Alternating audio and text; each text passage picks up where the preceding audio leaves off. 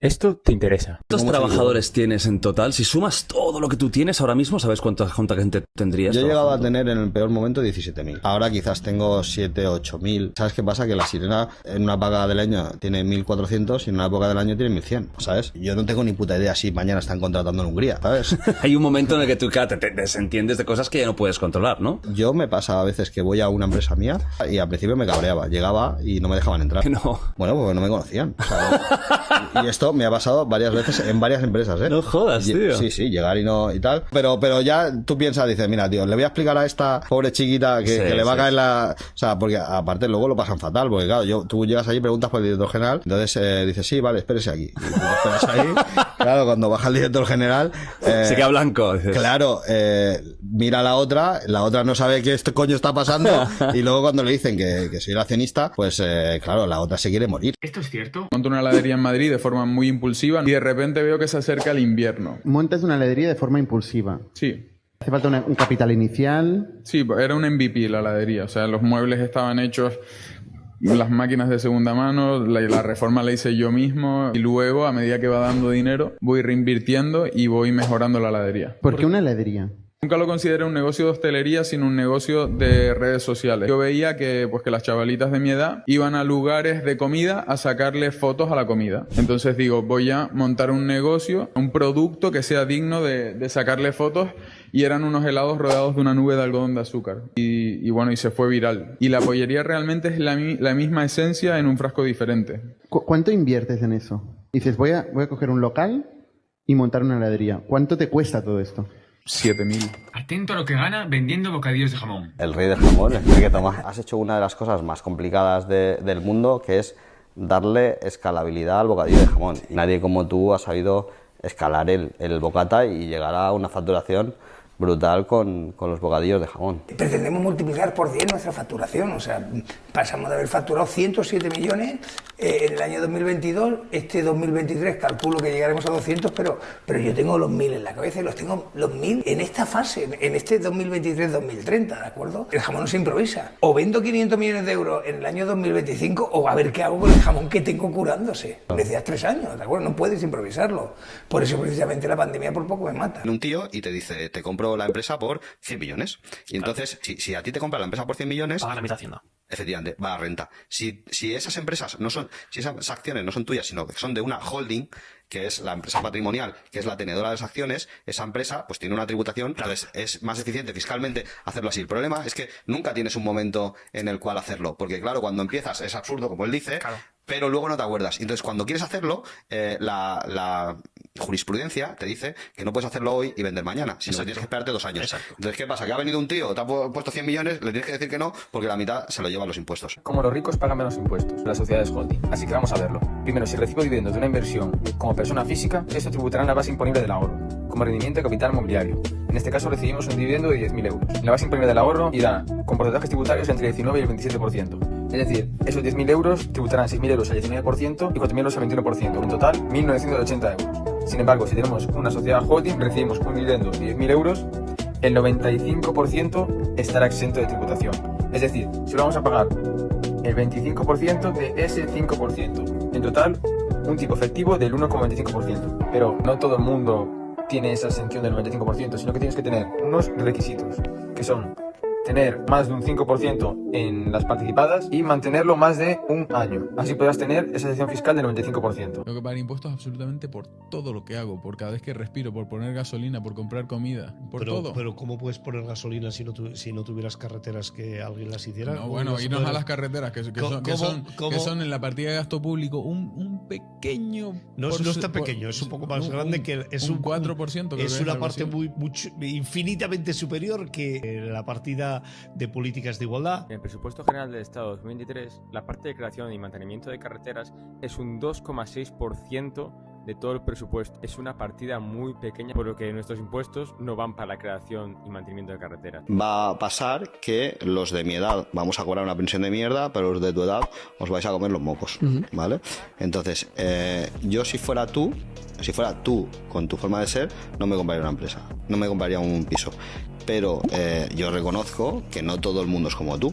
y no todo el mundo es empresario y no todo el mundo tiene las capacidades. En España, cuando te despiden, te tienen que dar una indemnización dependiendo si es procedente o improcedente. ¿Qué es lo que pasa? Que ha habido gente que ha llevado a juicio el hecho de decir, oye, mi salario es de 20.000, 30.000 euros al año, entonces llevo aquí 3 años en la empresa, me tienes que pagar de este salario pues 33 días multiplicado por 3. Y lo llevan a juicio porque dicen, bueno, al salario de 30.000 euros hay que sumarle 800 euros de la cesta porque el jamón, por el queso, por no sé qué, tal. Y entonces, claro, estos son 800 euros más que multiplicado por 3 años en los días que corresponda y tal, pues me tienes que pagar X más de indemnización. ¿Pero te cuenta el jamón entero? Te cuenta el valor de la cesta. Sí, claro. O sea, lo llevaban a juicio por decir de, oye, es como si le estuvieras bajando el sueldo al trabajador. O sea, básicamente computa como salario efectivo de día. Cuando tú calculas tu salario efectivo por día, coges todo el salario del año y lo divides. Claro, pues el jamón es parte de tu salario. Cada día están devengando una lonchita de jamón. Es bastante bestia, pero es así. O sea, realmente tendría razón el trabajador. O sea, hay que incluir una nómina esto. Lo que pasa es que a la práctica muchas empresas no lo hacen. Tiene una empresa de regalos personalizados, se compra una nave logística y le dice que es un error. Escucha. Tengo una empresa de regalo personalizado,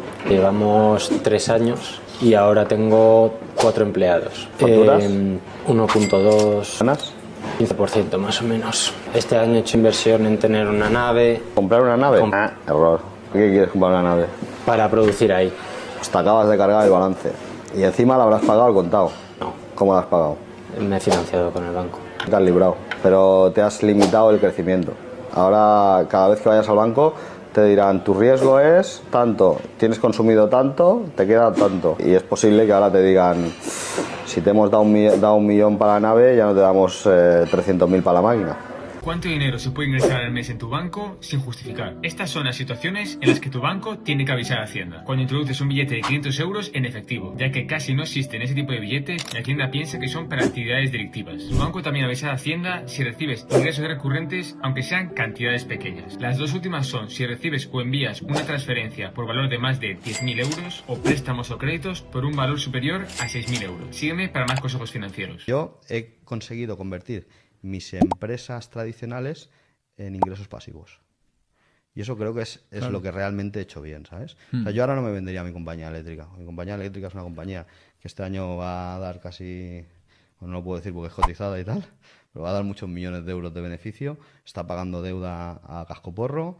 Y para mí, de aquí 3 o 4 años, si eso da dividendos, yo puedo vivir el resto de mi vida multiplicado por 10. ¿Cómo puedes tú aprovechar una estrategia similar? Primero, investiga empresas que repartan dividendos constantes. 2 buenos ejemplos son Coca-Cola y Johnson & Johnson, que llevan años distribuyendo dividendos estables y crecientes. También puedes diversificar con un ETF que reparta dividendos como el Vanguard Dividend Appreciation ETF, que incluye empresas de calidad que han aumentado sus dividendos durante al menos 10 años. Lo ideal es que reinvierta los dividendos que reciba. Sígueme para no perderte los próximos consejos. Esto te interesa, atento. Momento, dices tú, voy a comprar la sirena. Es una buena pregunta, tío. Yo empecé comprando una empresa médica, que es mucho más raro todavía, ¿sabes? Porque yo tenía mucho miedo de tener todo concentrado en el mismo cajón, ¿sabes? Yo me he arruinado varias veces. Entonces digo, como esto se me vaya a la mierda, que tengo que volver a empezar y a trabajar, ¿sabes? Y me dio miedo y por eso intenté diversificar. Hay gente que diversifica dentro de su mismo nicho y hay gente que diversifica en otros nichos. Yo creo que como empresario estamos preparados para dirigir cualquier tipo de empresa. Atento a la explicación del modelo de negocio de los congelados. Impresionante. Para que te hagas una idea, la Sirena es la copia de una cadena de supermercados congelados de Francia que se llama Picard. Que para que te hagas una idea de dimensiones, en España facturamos 200 y en Francia Picard factura casi 2.000, ¿sabes? O sea, es 10 veces más. Y la gente en Europa asocia el congelado a calidad. ¿Por qué? Pues porque, para que te hagas una idea, cuando tú vas a capturar un bacalao, tú tienes 2 calidades de bacalao, el onboarding y el de factoría. O sea, hay barcos que son más caros que lo que hacen es capturan el bacalao, lo procesan y lo congelan en el mismo barco, porque eso se considera de más calidad y yo lo pago más caro. O sea, aunque sean los dos congelados, el que tú has congelado dentro del barco se considera de más calidad y yo lo pago más caro. Y el que tú lo has pescado, lo llevas al puerto y lo procesan en una factoría, se considera como de segunda, ¿vale? Pues imagínate tú cuando coges un bacalao, lo metes en hielo y lo traes de Tailandia 6 días en un camión o en un barco hasta aquí. Llega a tu casa, te comes un trozo y lo congelas en tu congelador, que es lo que hace la gente de aquí, que es que no tiene ningún sentido, ¿sabes lo que te quiero decir? Sí. Entonces, ¿por qué en España se considera que el congelado es de mala calidad? Porque antiguamente las sobras se congelaban. Entonces, cuando tú congelabas sobras y eran sobras malas, tienes sobras malas congeladas, ¿sabes? Pero el congelado no es ni mejor ni peor, simplemente es lo que tú congeles. Atento a la estructura societaria de esta marca de ropa. Entonces, necesito entender cuál es vuestra estructura societaria para ver en qué nivel de empresa estáis todavía. Hemos hecho holding. Muy bien. Sí, es porque ahora mismo ya tenemos, o sea, os contamos que empezamos 100% online, ahora ya tenemos las líneas de negocio muy separadas, tenemos online, tenemos retail propio y tenemos wholesale, que son tiendas multimarca, ¿no? Habéis hecho una holding y debajo tenéis a Morrison, ¿no? Y tenéis unas filiales, ¿o? Tenemos Morrison madre y debajo colgando tenemos, de la cual somos propietarios los tres. Y luego tenemos pues la parte de online, parte de retail y parte de multimarca. ¿Tres sociedades? Sí. ¿Y las acciones de Morrison Madrid a nombre vuestro? Sí. Entonces no es una holding, tío. Perdón, ahora tenemos que hacer nosotros las de las holding propias. Eso es. Sí. Yo cogería el dinero y lo dividiría en 10. Y entonces haría 10 tickets. Y empezaría invirtiendo con un triángulo en el cual valoraría la rentabilidad, la liquidez y la seguridad. Y al principio invertiría en cosas muy seguras, bastante líquidas y poco rentables. Y empezaría primero invirtiendo esto y a medida que vayas acabando de las 10 inversiones, las últimas las haría más rentables, menos seguras y más ilíquidas. Yo tengo una máxima que yo no invierto en nada donde el tío que dirige se juega menos que yo, porque como mínimo estamos alineando los intereses, porque si no se está disparando en el pie, claro, ¿sabes? En cambio, si el tío no se juega nada, solo tiene que decirte, mira, me ha ido mal el año, pues mal rollo. Tesla con Elon Musk, Berkshire Hathaway con Warren Buffett o Meta con Mark Zuckerberg. Son ejemplos de compañías donde los directivos tienen mucho que perder si las cosas van mal. Tienes que invertir en este tipo de empresas con un equipo directivo comprometido. Es la estrategia de inversión más segura. ¿Conoces otras? Sígueme para más consejos financieros. Yo dividiría mi dinero en como mínimo 20 partes. Hostia. Como mínimo. Y esas 20 partes, en el caso de un jugador de fútbol, por ejemplo, las pondría en cosas que generen dividendos, ingresos pasivos. Tú lo que tienes que intentar es que tu dinero te genere dinero recurrente anual. Tú tienes que mantener tu dinero, hacer que crezca por encima de la inflación y que ese dinero te genere dividendos. Porque tú tienes que seguir con tu negocio y que ese dinero te permita sumarse a tu negocio. Tu núcleo duro, una parte a real estate, una parte a bono de renta fija, una parte a dividendo de una empresa, ¿sabes? Pero si no me solucionas el problema de los 65 y las pensiones van a ser una mierda, pues chico, tenemos un lío. ¿Y qué medidas verías aquí o qué medios o qué soluciones o qué cosas se podría hacer desde parte del gobierno? En un país civilizado, la vivienda de protección oficial es aproximadamente un 20% de la vivienda. Y en este país, como está limitado el precio de la vivienda de protección oficial y encima te exigen un 30% del valor de la vivienda para poder acceder a ella, pues no se compra vivienda de protección oficial. Primero, no la construye nadie porque no se da cuenta. Y segundo, no la compra nadie porque no tienes cojones a comprarla. Porque tú, si tienes que comprar un piso de 250.000, dime tú qué chaval antes de los 30 tiene ahorrado 75.000 euros. La primera pajita comestible del primera mundo. qué? La primera pajita comestible del mundo. ¿Pajita de qué? Al loro que... Tal cual. Que no estamos... Una pajita que después de meter la bebida... No se deshace, no mira color, no mira sabor. Sí. Esto es lo que tardamos más de 1 año y medio en desarrollarlo con ingenieros alimentarios. Sí. Aquí a través de la Facultad de Derecho, de donde Sí. yo había estudiado. Y entonces no migra, se mantiene rígida mínimo 40 minutos en medidas naturales, más de 1 hora en bebidas frías, en ningún momento se deshace, con lo cual le das esa experiencia tanto para el cliente al que vas dirigido. O sea, Luego te la comes. Y luego te la comes. ¿Qué es, chicle o algo? ¿O caramelo? A nivel formulativo te podría parecer una candy. Pero ya te digo, en el desarrollo con ingenieros alimentarios, para que tenga rigidez, durabilidad, estabilidad, es decir, que funcione como una pajita normal, con el valor diferencial, que luego te la comes. Y que no solo te la puedas comer, sino que además esté buena. No me moló nada lo de Forbes. Al principio lo llevé bastante mal. ¿Qué no te moló? Salir. ¿No te moló salir? No. Pero tendría que ser al revés, ¿no? Ya, tío, pero la gente no distingue entre patrimonio y liquidez.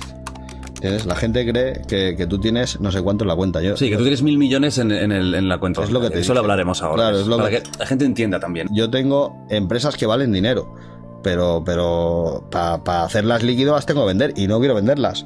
Entonces yo tengo patrimonio, pero no tengo liquidez, porque la liquidez yo me la gasto en empresas. Entonces yo tengo la liquidez suficiente para vivir, pero... Bueno, no... para vivir bien, entiendo. ¿Te hago la de broncano? ¿Te hago un broncano? Pues mira, te diría que mucho menos... O sea, no tengo ni $500.000 ni 300.000 en mi cuenta. No tengo. ¿Más, no? No. Mucho menos. y te dice, te compro la empresa por 100 millones.